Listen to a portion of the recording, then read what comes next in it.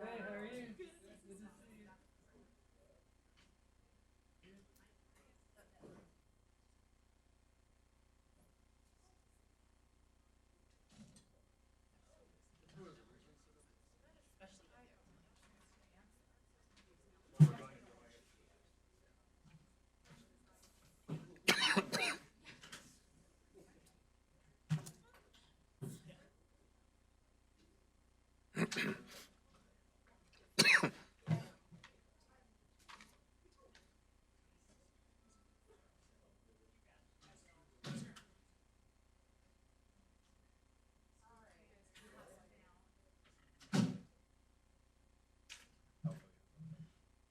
Here's your picture.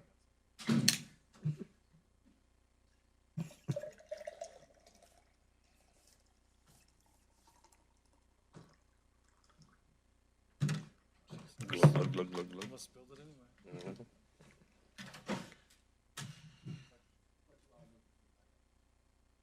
Oh, what am I doing?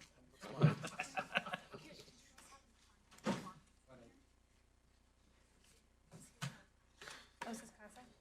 Oh, this is Rosetta.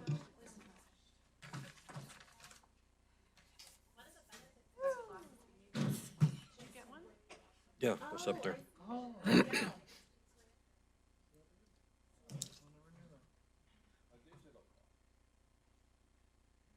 Okay, everybody here? Is this for me? Is that what you're saying? No, I'm just trying to make sure everybody's here. Oh, I don't know. It was here when I got here. Did you order Girl Scouts cookies?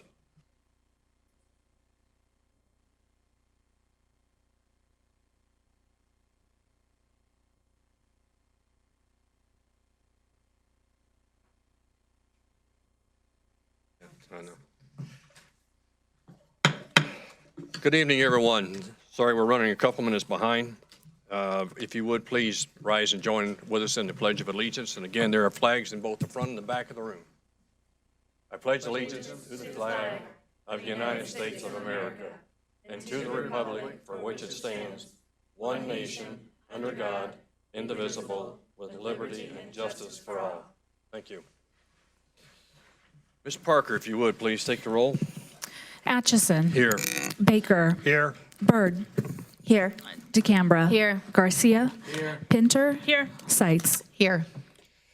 Ladies and gentlemen of the council, the next item up on the agenda is consideration of the minutes of the March 13th meeting. Mr. Baker? Mr. Mayor, I move that, will the city council approve the minutes of the March 13th, 2017 meeting as presented? Have a second? Second. Ms. Seitz, okay, thank you. All those in favor, please signify by aye. Aye. Any opposed?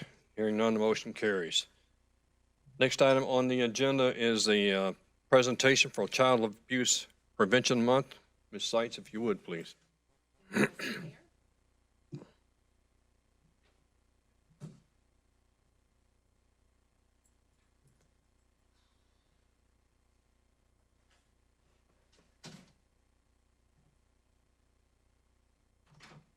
think she's getting right there. Don't drop it. I'll try. Is it on? Yeah, it's on. So can I have the representatives from CASA and from the Ralston House please come forward? Yep, come on in. Beyond the Golden Gates. So tonight I have the honor and privilege of recognizing April as Child Abuse Prevention Month and Awareness Month. And I have representatives here from Ralston House and also from CASA. I am fortunate enough to serve on the Ralston House board as well. And this is a board I wish there was no need for me to serve on. I wish there was no need for CASA to exist. But the sad fact is that 1 in 7 girls and 1 in 25 boys will be victims of sexual abuse before they are the age of 18.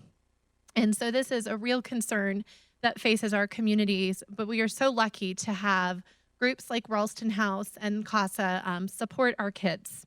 I'm going to let Vanessa DeMont talk a little bit more about the Ralston House, and I'm going to let Lindsay, I almost called you Leslie, Lindsay with CASA talk about CASA's mission. Well, thank you, Councilor Seitz. Mayor and Council, thank you again. This is always such an honor to come to each, I don't even know if this is on or if I'm just talking really, really loud right now. This is really an honor to come to each and every municipality in the 17th and in the 1st Judicial Districts. Ralston House last year served 1,128 kids.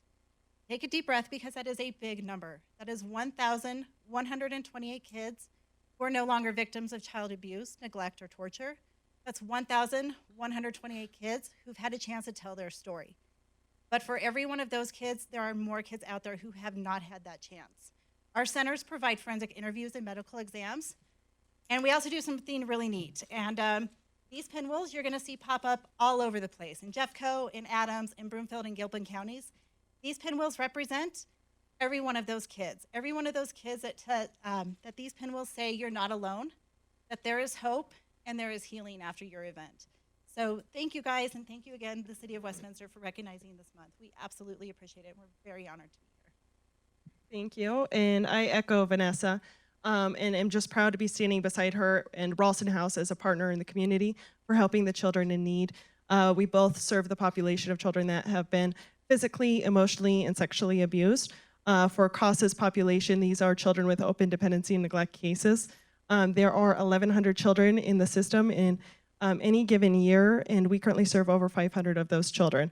So I am proud to say that I'm with a great organization, the incredible leaders of Westminster. I'm so very proud to work with. We are just growing, and so we're trying to achieve the vision of serving every child in need. So that's one of our big initiatives and something that we're working very hard to strive for that goal. So thank you. Thank you. And with that, I'm going to go ahead and read the proclamation. Whereas every child deserves to grow up in a nurturing environment free from harm and fear, and whereas every responsible person would agree that even one abused child is too many, and it is up to us as a community to tirelessly work to end the abuse of children through awareness and action. And whereas Westminster has dedicated individuals and organizations who work daily to counter the problem of child abuse and to help parents obtain the assistance they need, and whereas effective child abuse prevention programs such as Ralston House succeed because of partnerships among families, social service agencies, schools, religious and civic organizations, law enforcement agencies, and the business community. And whereas our community is stronger when all citizens become aware of child abuse prevention and become involved in supporting parents to raise their children in a safe and nurturing environment.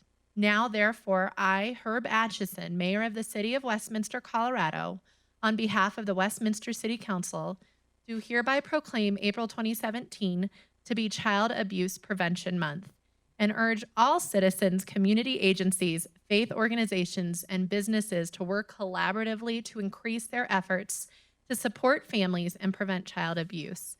Signed this 27th day of March 2017. Thank you both so much for coming. Lindsay, do you want to plug real quick? Don't you have an event coming up? Yes. Thank you. So we do have an event coming up. So April is Child Abuse Awareness and Prevention Month. So what we try and do is really rally the community together to help make that proclamation and for everybody to make a commitment to spreading awareness about child abuse.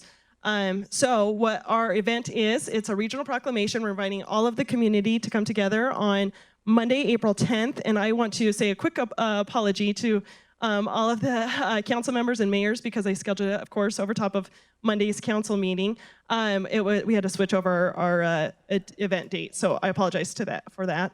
But it will be Monday, April 10th, thank you, 5:30 to 6:30 p.m.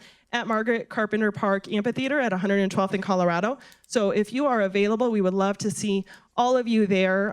Please forward that out if you want to bring some friends, family, network, coworkers, whoever with you, just to really help us with that rally. We'll have over 100 in attendance, so we'd love to see your faces there as well. Thank you. And then one last plug, in addition to Pinwheels, you can support Child Abuse Prevention Month by having Ralston House come and give a prevention training or talk at your church, your community center, anywhere. They give them for free, and they'd be more than happy to come and give a talk to your population. So thank you so much. Let's get a picture.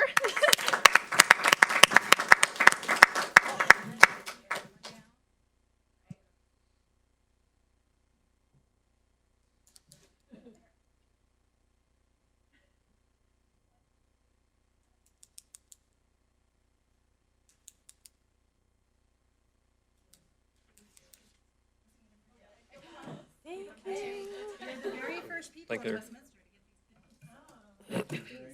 Plant them with care.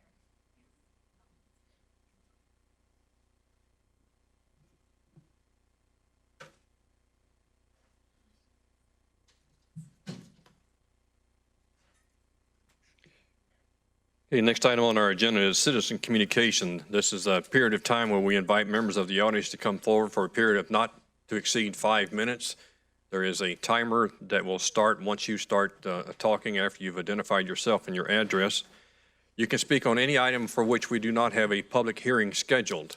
Tonight we have none, and therefore anything you want to bring up is open to you. We ask you to remind you to give your name and your address so that we know who's being recorded when you come up to the mic. So far I have 3 people who have signed up to speak tonight. Chris Kefla? Chris? Yes, ma'am, please do. My name is Chris Kafka, and my address is 4690 West 102nd Place, Westminster, and live in Highland Greens. We have had a tremendous amount of problems with the coyotes in our area. In our area alone, what I know of, we have a newsletter that is on email. We have lost at least 7 dogs in their backyards, and we've had 3 or 4 animals that have been attacked, ours being one of them. We have a little Yorkie silky mix that weighs 14 pounds, and my daughter had let them out in the backyard just to go to the bathroom and stuff, and she was standing right there. I mean, she was in the sunroom, but she was right there, and my other little dog started barking her head off, and she knew something was wrong, so she turned and went out to look, and the coyote had Sophie in its mouth. She screamed at the top of her lungs, and the coyote stood there just kind of at a pose. It wasn't afraid of her. And finally, after she just started raising her hands and screaming as hard as she could, the coyote dropped our little dog and jumped over the fence. Luckily, Sophie made it. She had a wound that was like an inch deep and a couple other wounds on her neck, and that the vet had to clean out and stuff. But several people have lost those. They are considered diseased animals and therefore cannot relocate them. So there is no program that they do. They cannot come out and extinguish them or relocate them or anything like that. However, they do say that once they have found a way to hunt basically for their food supply that's easier than chasing bunnies or, whatever they eat on, they will continue doing that. And they have attacked human beings. My concern is very much for children, especially as we get into April, May, June, when the kids are out in their backyards playing. And like I said, my husband was walking the other night with the dogs, and it was during the evening hours. The attack, by the way, happened at 9:30 in the morning. It was not at dusk or dawn. And so it's not normal behavior for the coyotes. And but he was walking the dogs. It was after dusk, and the coyote, when he started yelling at the coyote to get rid of it, it just stood there. And finally, my husband came inside really fast because the coyote wasn't going to move. And so I have a great deal of concern. I know I've spoken with several people who have a great deal of concern. I did go to our HOA to see if there was anything that we could do, because there is a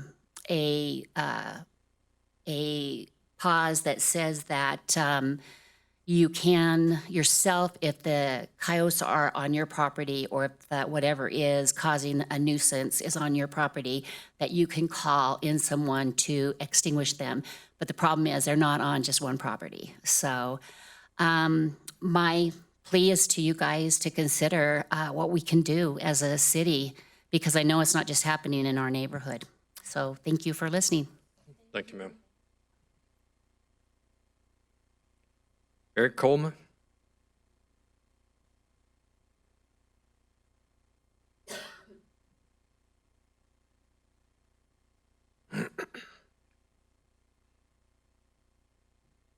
Yeah. Good evening. My name is Eric Coleman. I am living at Taylor Street, Westminster. I'm happy that the City Council decided, according to my knowledge, that if you have no-sense animals, you have to take care of it. And that's a very good idea, and I think it really helps people. I have a coyote in my neighborhood too, but I did not see them for 1 year now. I yelled at a couple of them. They ran away because I could yell good. But anyway, I'm happy that it was done. Well, I would like to talk about a little bit on immigration issue, and I don't really care who immigrates, what kind of race or whatever.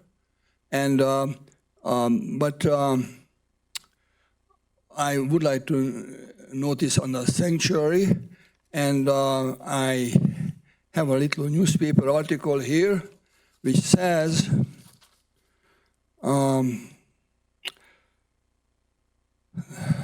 the city welcomes residents of all cultures and identities, regardless of race, immigration status, sexual orientation, or other characteristic. I don't know what the other characteristic means, but I wonder, what do you think about criminals? It doesn't mean all the people are coming from border, they are criminals, but there are criminals. You have to in a real life, there are criminals, and they're coming here and they're committing crime. And it's not a racial issue. There is crime among white, crime among other people, but that is a fact. So would you welcome a criminal person? Or if you don't know who is criminal, I think you should check it out. Vetting the person, you have to take on your shoulder if you don't want the federal government coming here.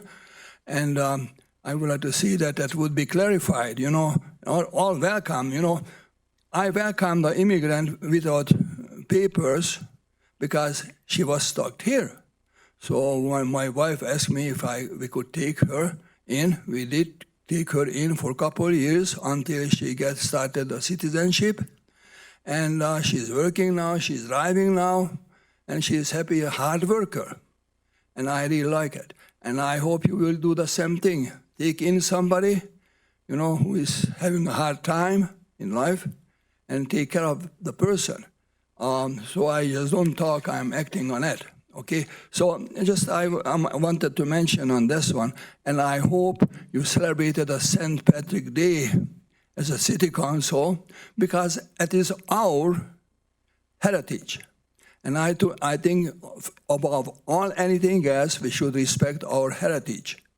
because it's American heritage, we should not be ashamed of it. I don't have to tell you that, all right?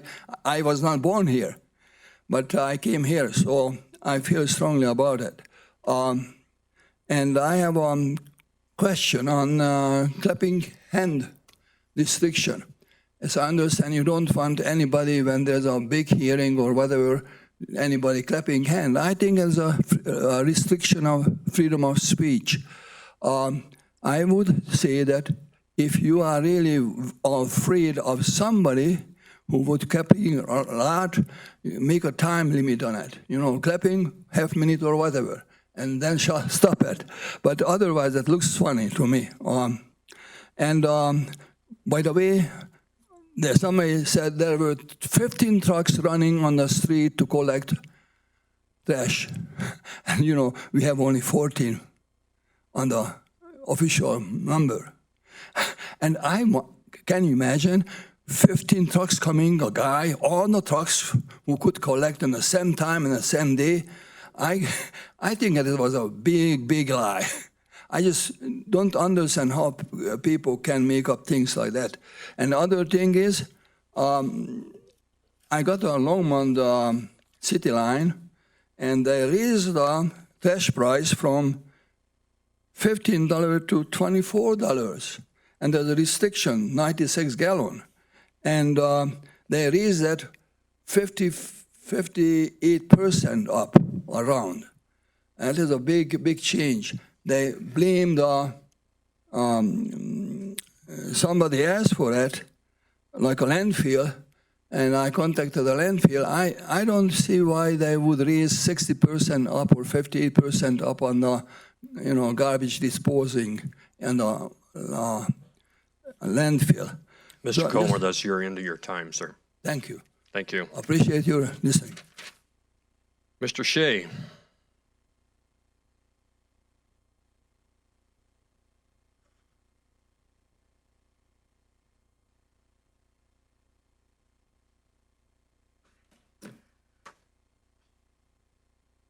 Good evening, Mayor Atchison, council members, and City Manager Tripp. My name is Gary Shea, and I live at 3801 West 76th Avenue in the Harris Park neighborhood in original Westminster. Thank you for the opportunity to speak this evening. I want to talk specifically about the intense concentration of affordable housing in our community and around South Westminster. For about a decade, we have been watching our community and listening to the affordable housing discussion. It started as a concern. It then was labeled as an issue. Now we hear the term crisis associated with affordable housing. Please let me make it clear, we are not opposed to more affordable housing. In fact, more than any other area of the city in Westminster, we embrace affordable housing. It makes up the majority of our community. It is in our neighborhoods. It's on our blocks. It's in our backyards. It's in our front yards. These residents are our neighbors, and we embrace that. When talking with these neighbors, we asked, does more affordable housing concentrated only in our area help us? The answer is no, it does not help us. A few years back, the city updated the comprehensive land use plan and asked for public input. Members of our community reviewed the entire plan to identify aspects that could be changed to have a more positive effect on South Westminster. We found two areas that we chose to ask the Planning Commission to change. One of those addressed the placement of affordable housing in the city. We asked that the word throughout be added to give the city the tools to help ease the concentration in South Westminster and include it in the rest of the city. The Planning Commission agreed, and the council at that time did too. The current comprehensive land use plan states that affordable housing is encouraged throughout the city. Unfortunately, the word encouraged is a softer approach, and it allows potential developers to take the option of a buyout instead of building the required affordable housing. The recent housing needs assessment study presented to the City Council stated that one of the biggest challenges to building affordable housing in areas of the city other than South Westminster was overcoming the not in my backyard syndrome. We understand that. The assessment also included maps that graphically illustrate the affordable housing concentration in South Westminster by color-coded dots. Each colored dot represented a location of different income levels of affordable housing. What it did not detail was the density that each dot represented. Also, these maps only detailed affordable housing that lies within the city boundaries, nothing in the surrounding cities. If the city achieves the goal of becoming the regional leader in affordable housing, then we effectively reduce the obligation and burden on our neighboring cities of having to provide any affordable housing. In fact, we feel like South Westminster might already be the regional leader in affordable housing. The sheet that I've shared with you is data compiled from the City of Westminster Economic Development webpage. It lists the current housing developments being built in the city. There are a total of 26 developments in various stages, ranging from single-family detached to multifamily attached and affordable, for a total of 3,149 individual units. 24 of those developments represent over 3,000 units that are not in South Westminster, and they do not include any affordable housing units. 2 of those new developments are in South Westminster, and they comprise only affordable housing, and will open a total of 142 units within the year. The first 72 units at the Alto project is phase 1 of a total of 3. When this project is completed build-out, it will take the current 190 units on the property to over 400, essentially doubling the density. It's hard to see where this demonstrates inclusivity throughout the city. It feels like over 3,000 missed opportunities to demonstrate that we are a regional leader. As our concerns grow, we have spoken out in letters, emails, and at community meetings. A prominent original Westminster business owner sent out an email in 2013 about our plight and stated, "We have more mega high density. How our neighborhood is already supersaturated with a disproportionate amount of low income qualified, subsidized living and transit housing." A recent article from the Urban Institute and National Housing Conference stated, "Creating large communities of affordable housing has its social and economic downsides, particularly if it unintentionally segregates low-income families from the rest of the community." This observation dramatically describes what we are watching happen to our part of the city. Right now, it feels unintentional, but there needs to be a reevaluation of the goal and the objectives. We see what is happening, and unintentional segregation is an accurate description of our growing problem. There is a reasonable solution, but it will take bold and aggressive action from the City Council and staff to keep this from becoming intentional. Please help us. Thank you. Is there anyone who failed to see the sign-up sheets when they came in tonight that still wants to make a presentation? Okay, hearing none, we'll move on. Next item up is the report of city officials. Mr. Tripp. Mr. Mayor, after tonight's regular council meeting, we have a meeting of the Westminster Economic Development Authority. There is a post-meeting scheduled, but nothing on that agenda, so there will not be a meeting. And I believe you were going to recognize an individual that was an employee of our city, correct? Okay, thanks, Mr. Tripp.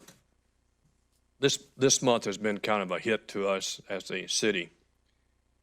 We've lost 2 of our city family members in this past month, Al Wilson from our police department and Jim Briggs from our Parks and Rec department. Jim was with us for a little over 20 years working in the golf cart shop down at Legacy Ridge.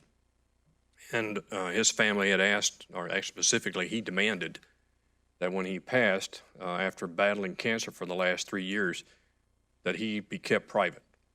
He did not want a funeral service, he did not want cards and flowers, and he didn't want any kind of notice. So his family honored his wishes and did that. We lost Jim. He's been a good friend to a lot of us who've been over there at the golf course for a good number of years. Al Wilson goes back 20 plus years, right, Chief?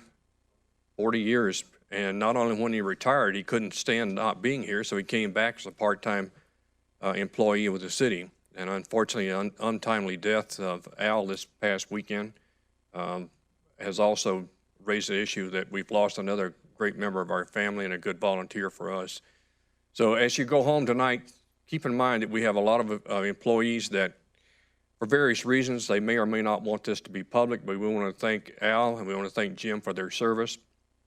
To their families, we want to recognize you for the commitment you made to letting us borrow them when they were here. And please keep them in their prayers as you go forward tonight. Their families are going to be dealing with a big loss, a father figure in both sides with children and grandchildren, in some cases with Jim's great-grandchildren. So we thank them for their service, and we honor them as much as we can, and also thank their families. Council, any other comments from the council tonight? Hearing none. Ms. Pinter, did you have one? Yeah, we all echo the mayor's remarks, and we discussed this quite at length, trying to honor those who had spent so much time serving our city. So please know that his comments reflect all of our sentiments.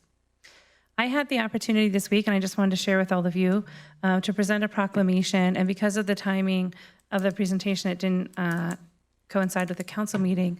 We have a couple of Jewish communities in Westminster, and one of them is the Shabbat Center, which is up on 112th. And on behalf of the council and the mayor, I was able to attend one of their celebrations and offer a proclamation and declare March 19th in the city of Westminster as Shabbat Week. And I don't know if you know a lot, but the Shabbat organization that we have here in our city has been here for 13 years. And I'll just read the passage about it.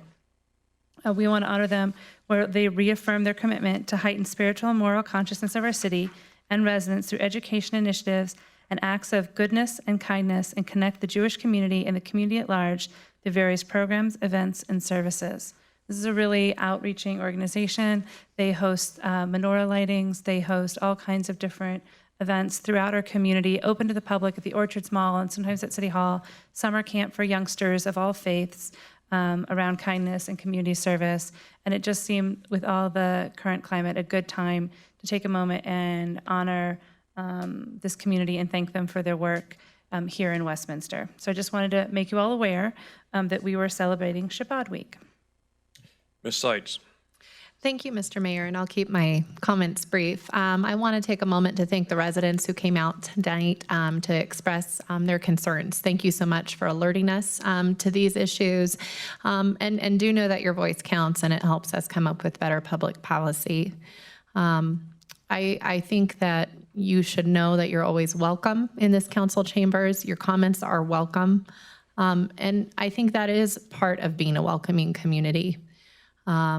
I will go so far as to say that my colleagues do not welcome criminality, but we do welcome multiple cultures, multiple background, and all of the people who make the fabric, and multiple perspectives, all the people that make the fabric of this community.